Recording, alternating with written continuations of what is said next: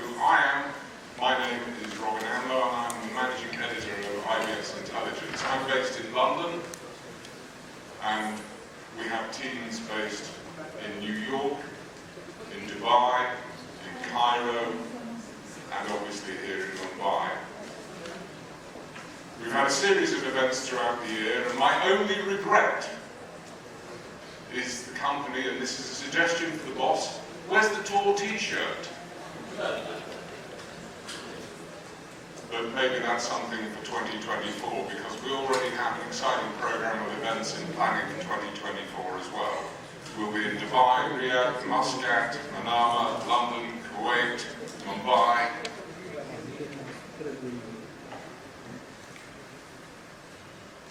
Thank you. Behave. It's too early in the morning to misbehave. So, as I say, welcome, digital and core banking. We have a packed program of discussion and thought leadership for you this morning. And I'm going to get off because I'm not the expert, but I'm going to introduce you to a gentleman who is, from our point of view, one of the acknowledged experts in the field. And this is my colleague Ram, who is the senior partner of the Cedar Group's financial services practice. Ram, if you would like to come up on stage.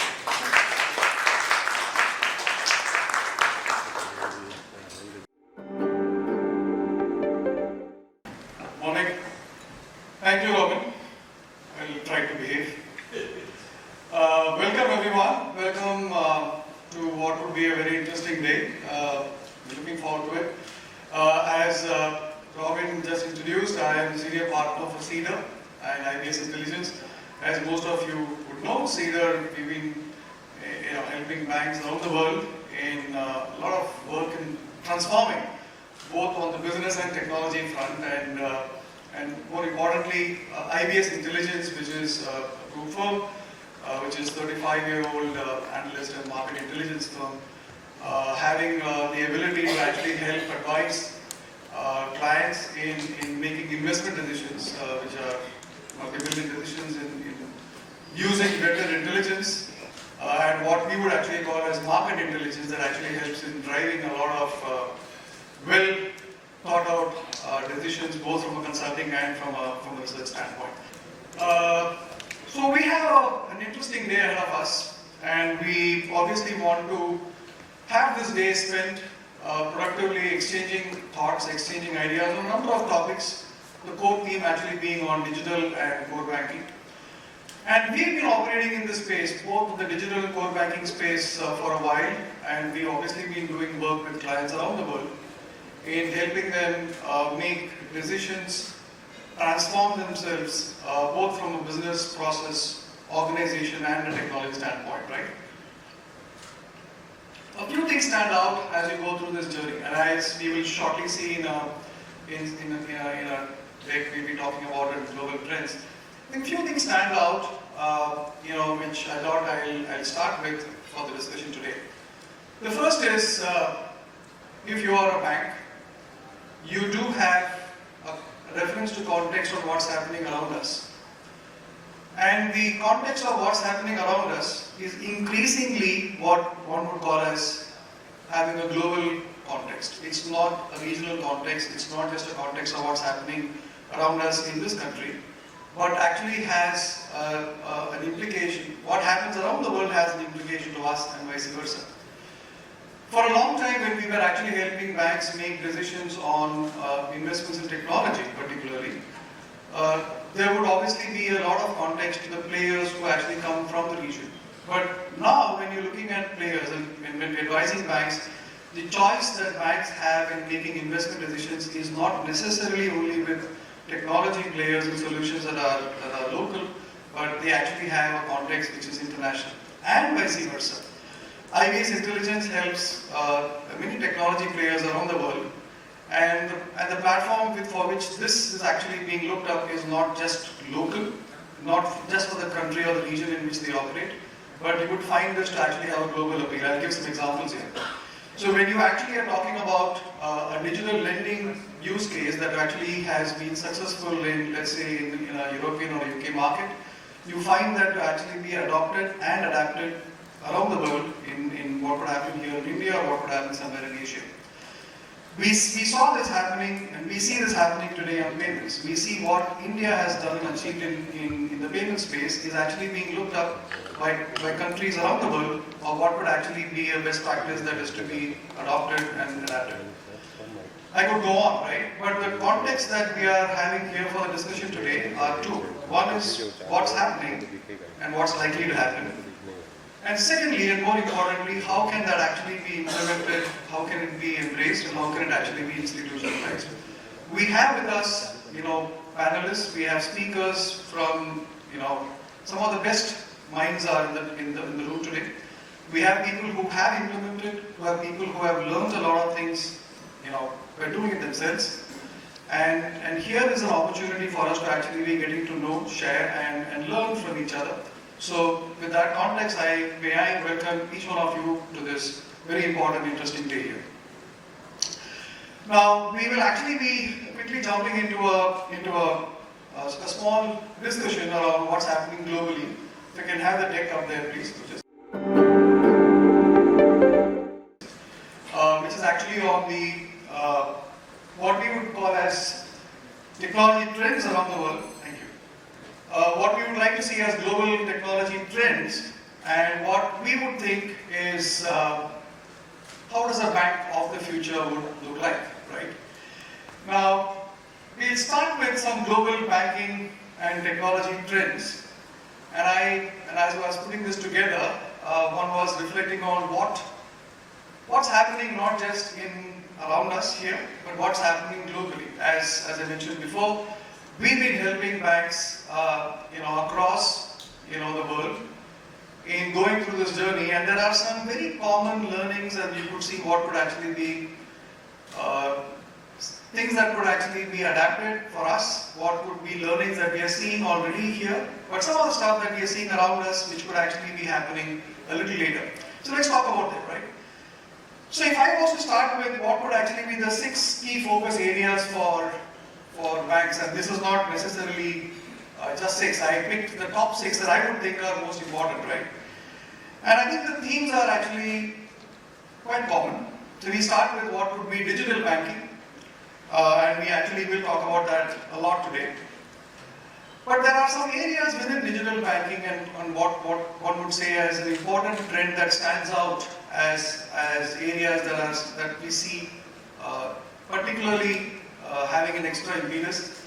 Clearly one is global transaction banking. Associated with that is a lot happening on the trade and supply chain standpoint. In fact, this morning as I was having a bunch of conversations, we couldn't escape but have a discussion around open banking. I think that's clearly an area that is becoming very, very critical. We'll talk about that. AI, ML and automation is embedded in a lot of stuff that we're talking about. That's clearly the area 5.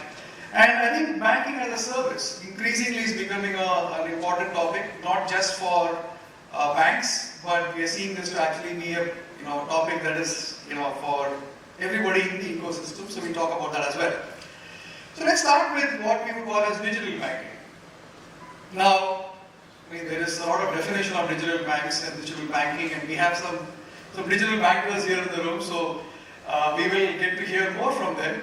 But if I was to pick, what would actually be 3 or 4 standout qualities of a digital bank, what would actually be important if I was a digital bank that I would need to have as IG, and I'm seeing that happening more and more, is clearly starting with self-onboarding. Making sure that it's not just about the onboarding, but the whole, it's straight through the whole journey. I am actually embracing what I would now call as generative AI, what's happening around us in the AI world and ChatGPT world. And obviously we have talked about hyper-personalization over, and that becomes, let's say, the hallmark of what is actually in a digital context, right? But that's actually common for any digital bank. And if I was to zoom into what would actually be transaction banking, and you see this, clearly as an area, and this is not just about digital banks, we're talking about every single bank focusing on what would actually be the space of transaction banking as an area that one could punch way above their weight if you could actually embrace digital quickly, because it's no longer a game of size and reach from a coverage standpoint. It's actually about having the digital play correct.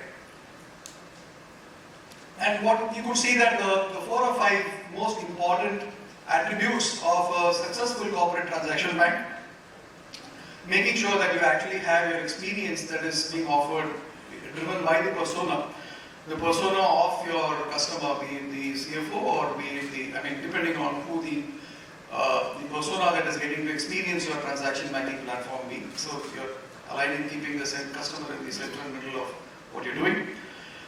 Making sure the whole journey is end-to-end digitized. And you could see that we have some examples out there in what you're seeing there. Free Kotak, we were responsible for helping some of that as an example in persona-based UI, having an end-to-end digitized journey.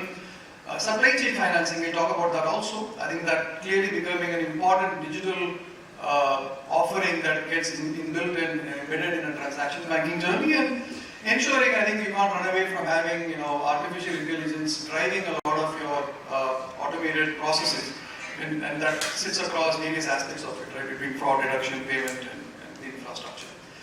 Clearly, that's the second area that is important from a learning standpoint, and this is a global trend. Associated with it, and this is, trade finance has been part of banking from day one. I mean, banks have been known to actually be specializing and offering, and this was always been, let's say, a banker's pride. But what we're seeing today is where trade finance as a space is actually getting transformed. Transformed, where banks are being able to actually position, differentiate, and offer what would actually be far more personalized experience in the context of corporates you're dealing with. To start with, looking at where transaction initiation is multi-channel. It's no longer just about your physical or branch experience, but across channels. Ensuring that the customer information is actually auto-populated, so you're creating a turnaround time that could actually be far better than what experience has been, followed by straight-through processing. Having fetching and earmarking limits and being able to push limit utilization. Clearly, anybody's music to any banker's ears in how I could actually help in driving that as part of my experience in limit check. Payment realization, I think we've spoken about it in every forum. What we're seeing, this is super critical there.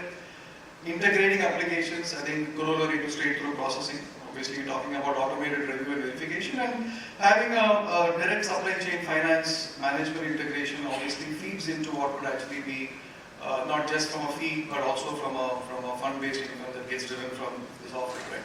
So what we're seeing here is, again, this is no rocket science if you look at each of these individually, but collectively, you could see that this is becoming a very definitive trend globally that banks are embracing, that would actually be an area for us to actually also speak about today. Now, the topic you can't run away from in any summit of this size or this profile where are talking about digital is open banking.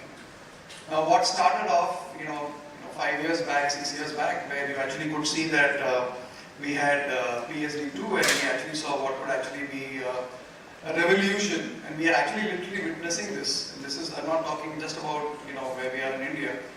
We've seen this in UK, we've seen this in Europe. In fact, in many of our discussions in the previous summits, this has actually been a very critical topic and a topic of high excitement, right? So we are talking about a whole host of use cases that actually gets generated because of open banking and open finance.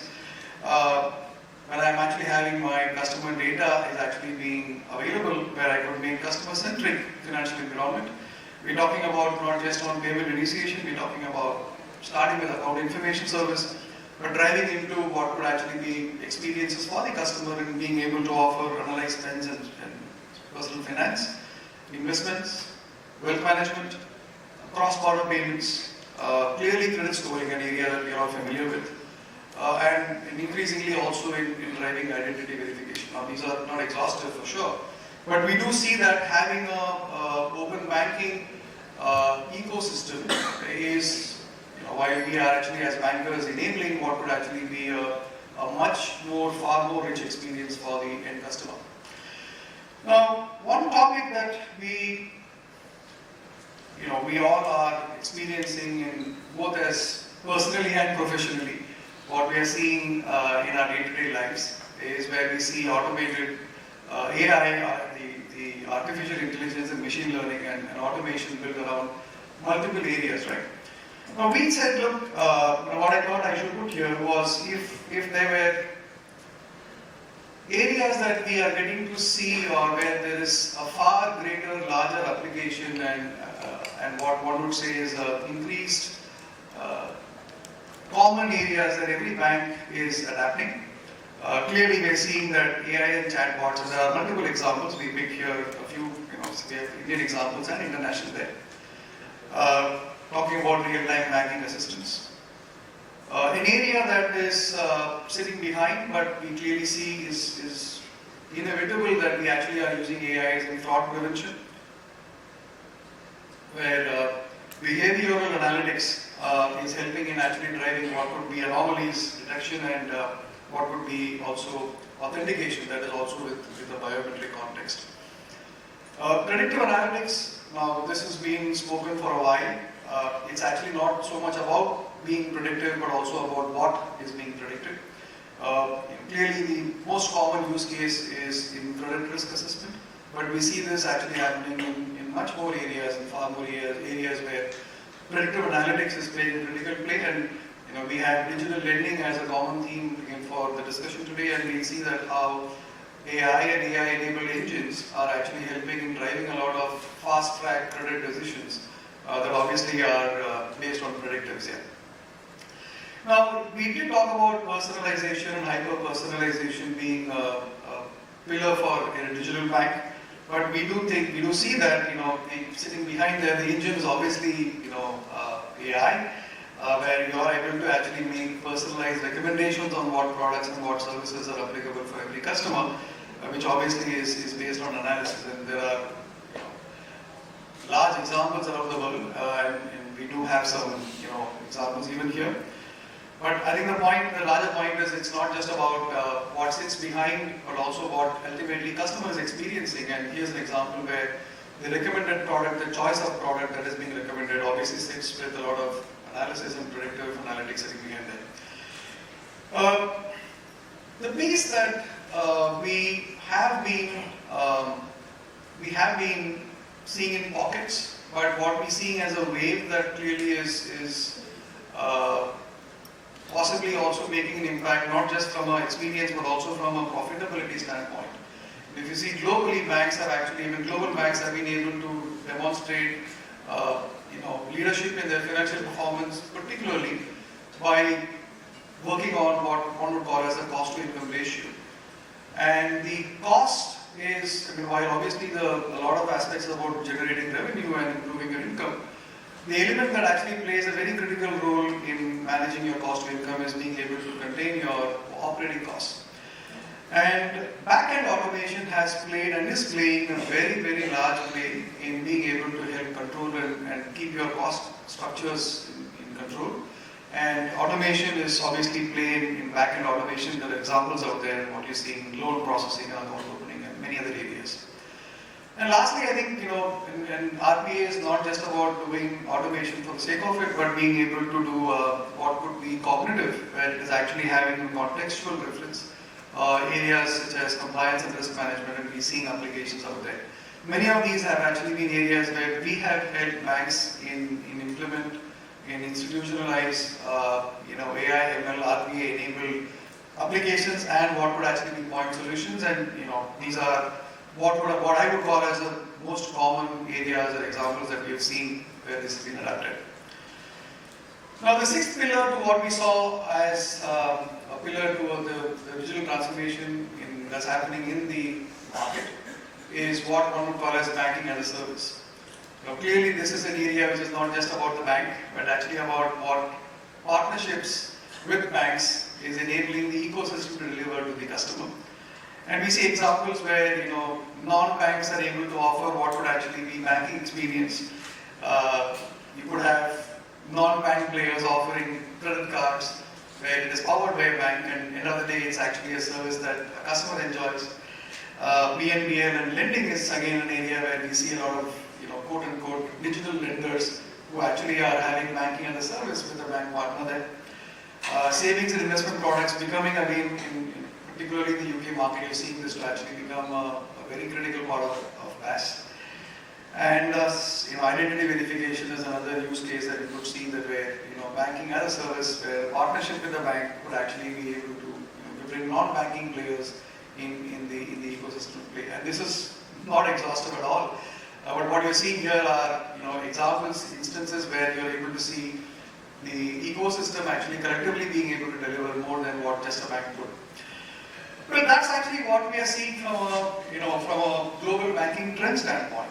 But I also thought it may be a good idea for us to spend some time to look at what a bank of the future should look like and where would actually banks move from where we are today to what would be in the future.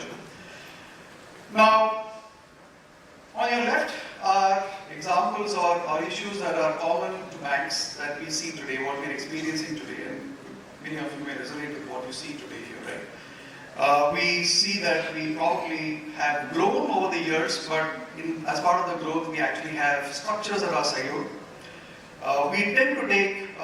Banks tend to take an orientation that is actually more on a waterfall basis, which is actually more project oriented. We have the most common feedback that one gets from boards is the time to market from the point an idea is generated is much longer than what is desired. We don't tend to think from an automation standpoint, we tend to think more from a process and manual standpoint. Our processes are actually very tightly coupled with technology. So a lot of what we're doing is actually having technology embedded in the process, and we are unable to distinguish between the technology and process pieces, tightly coupled there. We tend to actually see different things in terms of KPIs, but they are actually seen in pockets, and we actually get to see different measures, different performance expectations. Over the years, one tends to build what would actually be legacy technology, and that's clearly a cost that we pay for.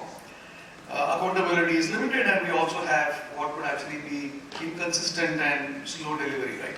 Classic challenges that we all resonate with. So what does that imply and what does it mean for us for the future? Now, what you're seeing is the biggest change that one tends to see in banks is where we are able to build collaboration, right? Now, this is important not just from within the bank, but as we saw in some of the earlier pages there. Collaboration is not just about what we do within the bank, but collaboration is about how we build it with the partners in the ecosystem. Increasingly, we are getting to actually be requiring to collaborate, keeping the focus on the customer, making sure that we are actually getting to fail fast and make the process more iterative. Automation is critical and central to our thought process. We are able to componentize things at a granularity, which obviously allows us to then separate our technology and processes as distinct pieces. We are able to align business and technology as part of that journey, clearly looking at open source and modern technology, building accountability as part of what we call as the culture that is built there, and adapting to lean and agile models, right? Now, some of these may sound motherhood, but I'm sure there are many people out here who would actually have experienced it firsthand and realize what it means and what difference that moving from the left to right could actually mean, right? And that change, ladies and gentlemen, is not only critical, but also hard. So, unless you actually are able to embrace it with conviction, it's not that easy to actually be experiencing it. And that's the joy of the journey. And I've been signaled I should be concluding this presentation, so I'll end with this last page. Now, if there are 5 or 6 themes that actually, as a digital bank, as a bank of the future, you will have to actually have in your DNA, you got to think digital first. So it's not about doing something and then moving to digital, it's about digital first. Your customer is in the front and middle of everything you do. Start with your customer, not from your product. It's not inside out, it's outside in. Banking as a platform and the platform itself as a service are ways to go. So it's not about I mean myself, it's about me and how do you actually create an ecosystem and how does the ecosystem thrive and survive. Making sure the culture is agile. My ability to innovate is what I would call as the nucleus of the thought process, and fintech is actually embedded in there. And by fintech, I'm not talking just about what I do in my lab, but also about how I'm able to bring in an ecosystem of collaboration there. And obviously making sure that I'm having AI in what I would call as the engine that sits behind this growth here. So with that, I will get to conclude this note. Obviously there is a lot of stuff that we spoke about there which we will be discussing at length in our various panel discussions.